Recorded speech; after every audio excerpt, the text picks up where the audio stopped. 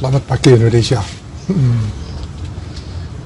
Selamat bertemu kembali dalam diskusi kita pagi hari ini. Yang menarik,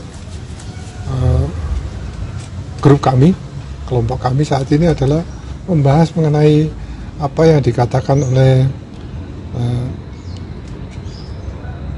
Adrian Napitupulu. Dia mengatakan kalau saat ini tren Anies terus turun. Jangan salahkan Jokowi kalau trennya turun, gitu ya. Jadi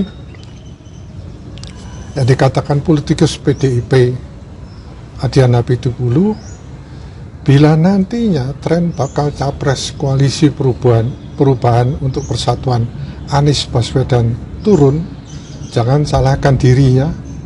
Artinya Adrian Napitupulu dan Presiden Jokowi. Menurut Adrian, selama ini dalam sejumlah survei, Anies selalu menempati peringkat ketiga, sehingga seharusnya itu menjadi pelajaran para tim suksesnya. Saya ini bukan peramal, bukan indigo. Kita melihat angka-angka. Kalau kita bicara survei, ya bicara tren dari bulan ke bulan. Dari bulan ke bulan, tren Anies turun terus. Kalau dia turun terus, itu bukan salah Adrian atau Pak Jokowi. Itu salah mereka dalam bekerja. Itu katanya Adrian Napitupulu. Ia menyebut, apabila nantinya Anies akhirnya tidak bisa mengikuti pesta demokrasi nanti, maka jangan berburuk sangka kepada pemerintah. Nah, itu mungkin yang disebut politisasi, gitu ya. Bahkan bila nantinya mereka menyalahkan pihak lain, dia mengibaratkan itu seperti pepatah buruk rupa cermin dibelah atau dibanting, gitu katanya ya.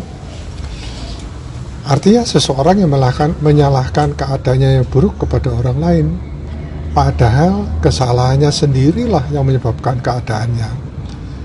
Kalau kemudian nanti cuma 2 calon, lalu ada yang marah-marah, menurut saya itu buruk rupa cermin dibanting.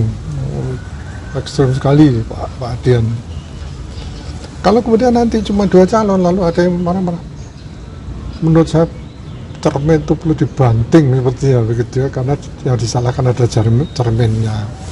Kalau sudah turun, kita punya 3 calon, tren Anies turun terus, jauh selisihnya antara 2 lainnya, jadi turunnya jauh. Kalau tipis nggak soal, jadi kalau trennya bedanya cuma sedikit nggak masalah. Kalau jauh, pertanyaannya, apakah akan ada orang yang mendukung?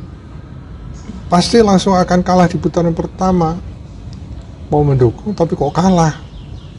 Jadi melihat trennya ini kok kalah, siapa yang mau mendukung? Adrian menjelaskan, untuk menjadi peserta dalam Pilpres 2024 tentu harus memiliki dukungan dana yang besar dan kuat. Ini saya pernah mendengar pernyataan dari Sandiaga Uno ya. Dia mengatakan bahwa untuk untuk gubernur ya, dia menghabiskan 1 triliun lebih. Kemudian saya pernah juga dengar pendapat dari Gus Romi dari P3. Saya lupa, itu ada podcast gitu ya. Dia menyatakan bahwa untuk Pilpres itu 5 triliun. Banyak sekali.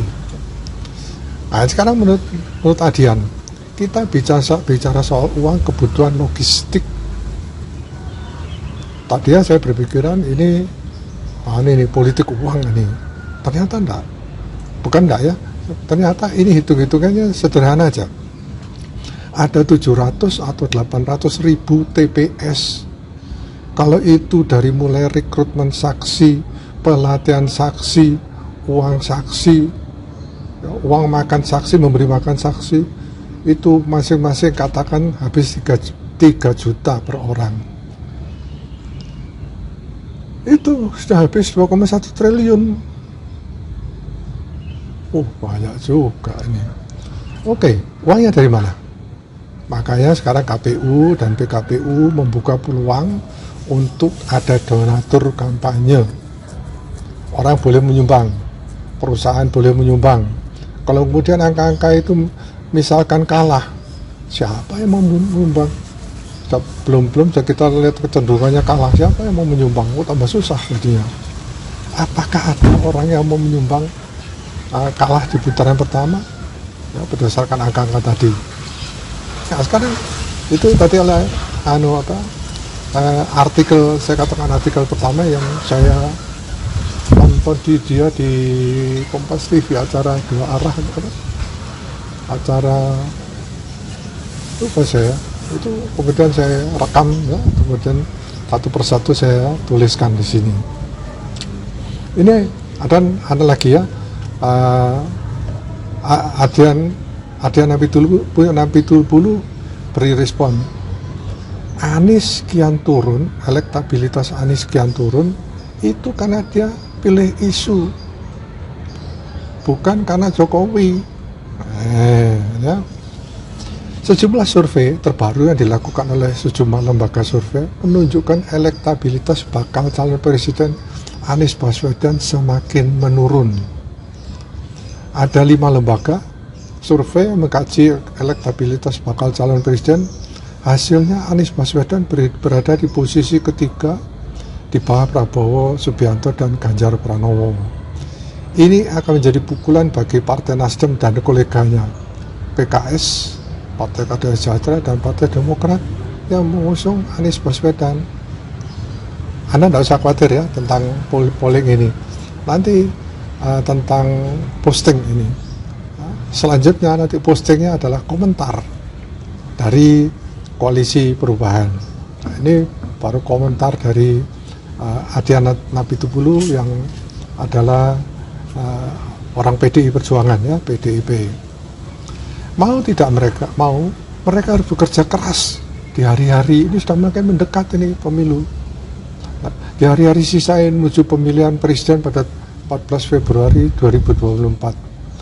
Namun Partai Demokrat hingga kini masih belum mengetahui atau masih belum yakin apakah Anies Baswedan dapat bertarung di pemilihan presiden 2024 atau tidak. Nah, ini susah, ini koalisinya meragukan. Hingga kini Partai Demokrat masih meragukan Anies Baswedan setelah melihat kondisi perpolitikan Indonesia saat ini. Kendati demikian, politisi PDI Perjuangan Adian Napitupulu menyebutkan rendahnya elektabilitas Anies Baswedan bukan salah Presiden Jokowi, bukan salah Ganjar Pranowo atau salah Prabowo Subianto. Adian menyebutkan bahwa kesalahan atas rendahnya hasil survei tersebut terletak pada kinerja tim ex-gubernur DKI Jakarta tersebut dalam Koalisi Perubahan. Ini ada acara dua arah ya, Kompas TV. Saya mendapatkan dari sana. Ya, mungkin ada bagian-bagian yang kurang tepat ya, saya mencatatnya karena saya langsung merekamnya dengan handphone. Dalam program ini itu awalnya Adian membahas tentang tren bakal calon presiden dalam sebuah lembaga survei. Ia menyebut salah satu yang dihitung atau dilihat dari waktu ke waktu adalah trennya, bukan hasil yang didapatkan pada bulan tertentu saja. Ya, trennya naik atau trennya turun. Di mana dalam survei bahwa tren masing-masing capres yang maju di Pilpres 2024 ada yang naik, ada yang tetap, dan ada yang turun. Namun yang terjadi pada Anies Baswedan, kata Adian, dia malah mengalami penurunan terus. Penurunan ini, tegas Adian, bukan merupakan kesalahan Presiden Jokowi. Sekali lagi disampaikan itu. Menurut Adian, rendahnya elektabilitas Anies Baswedan dilatar belakang salahnya metode kerja. Pemilihan itu dibangun oleh tim Anies Baswedan yang menjadi salah satu faktor kegagalan dalam kenaikan elektabilitas. Dia turun karena metode kerja. Dia turun karena pemilihan isu yang salah. Dia turun karena tidak mampu menjelaskan pada publik. Dia turun juga karena tidak jelas programnya. Dan masih banyak alasan yang lain. Itu menurut Adian Napitupulu. Untuk itu, Adian meminta agar kubu Anies Baswedan yang ada dalam koalisi perubahan tidak mencari kambing hitam dalam penurunan elektabilitas tersebut. Jangan kambing hitamkan orang lain. Dalam kesempatan yang lain ada pernyataan Partai Demokrat yang tadi saya katakan Partai Demokrat itu ragu apakah Anies bisa bertarung di Pilpres. Partai Demokrat hingga kini masih belum mengetahui apakah dia bisa bertarung atau tidak dalam Pilpres 2024. Hingga kini Partai Demokrat masih meragukan Anies Baswedan setelah melihat kondisi perpolitikan Indonesia. Itu ya, teman saya masih sempat mengatakan kepada saya, ini sangat membingungkan ya Pak, teman saya itu ya. Terus saya bilang, gak usah bingung, gak usah galau, kita ini nanti akan menjadi wasit. Apakah kita dianggap wasit yang adil atau tidak, tetapi berdasarkan penilaian, kalau kita lihat apakah kita dianggap wasit yang adil atau tidak, ya sudah. Bagaimana tadi kata Pak Adian, kalau salah menyampaikan programnya, salah bertindaknya, kita mengambil kesimpulan yang salah. Nah, itu sebagai rakyat kecil. Nah, kemudian menurut Benika ya, Kapur Harman, kita kan nggak tahu juga apakah Mas Anies itu jadi berlayar atau tidak, artinya jadi bertarung atau tidak. Itu kan pertanyaan kita juga. Ini Partai Demokrat ya, koalisi perubahan. Menurut Harman, jika Anies tidak jadi berlayar di Pilpres 2024, Demokrat kemungkinan akan pindah haluan mendukung Ganjar Pranowo dari PDIP. Kalau perumpamaan atau assuming misalnya beliau gagal berlayar, kan kita harus membuat pilihan kita kemana, kan begitu ya. Saya secara pribadi mengatakan pilihan kita ke Pak Ganjar Pranowo dari PDIP. Tentu ada yang lain yang menghendaki misalnya ke Pak Prabowo Subianto, kata Beni. Meskipun begitu, Pak Beni menegaskan bahwa itu hanyalah perumpamaan.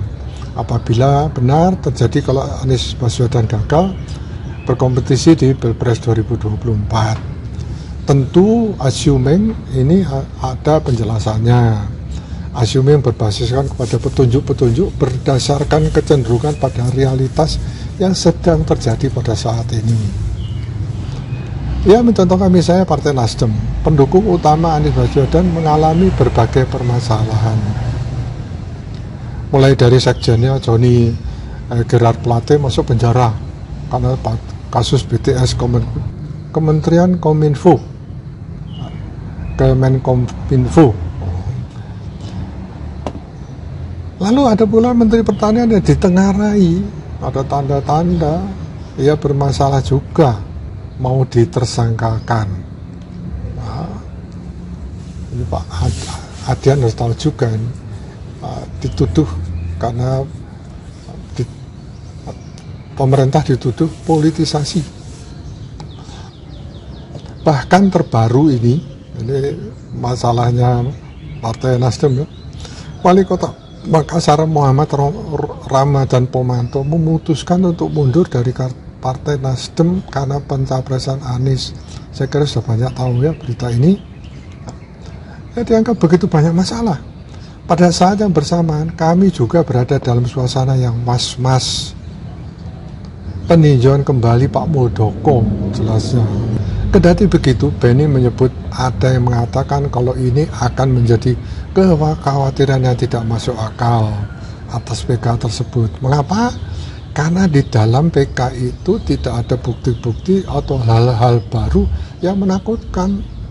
Tetapi dari kecenderungan politik kampanye terkini, kita justru harus berhati-hati.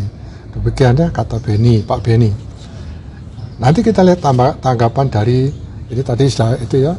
Sekarang saya berinisiatif akan melihat tanggapan dari koalisi perubahan atas komentar atau pendapat Adian Apitupulu ini. Kita rakyat kecil, kita mah ingin menonton pendapat para politisi dan tentunya boleh memutuskan sendiri atau menyimpulkan sendiri mana menurut kami yang benar dan mana yang tidak benar. Atau saya bilang sama teman-teman, tapi jangan menyatakan pilihannya ya, jangan diutarakan ya, dalam hati saja, daripada nanti disalahkan katanya memihak ke personel tertentu. Tadi yang dikatakan ini sangat membingungkan ya Pak. Saya bilang tidak usah galau, sekali lagi kita ini wasit, meskipun dianggap wasit yang tidak adil, tidak masalah, kita akan memutuskan. Saya bilang sip. Saya kira demikian teman-teman. Selamat pagi Indonesia. Jangan lupa sukseskan pemilu 2024.